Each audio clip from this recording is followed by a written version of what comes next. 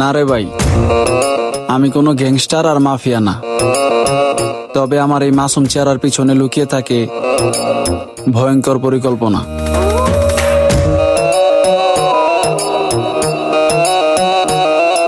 বিএনপির পোলাপান যে কি এখন চিনবি না, চিনবি ওপেন রুটে ফালায় বলি দিব, বাপ কয়ে ডাকবি।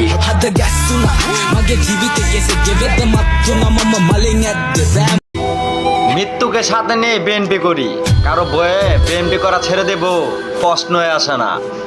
আরে ভাই, যেদিনকা থেকে বিএনপির দলটা মুখে নিছি সেদিন মৃত্যুকে পাশেই রাখছি। আসসালামু আলাইকুম। শুনলাম আমি নাকি কিছু মানুষের টার্গেটে আছি, তো বলি কি আপনার টার্গেটটা মিস হইলে একটু সাবধানে থাকেন, কারণ আমার টার্গেটটা আবার মিস হইব না, মাথায় রাখেন।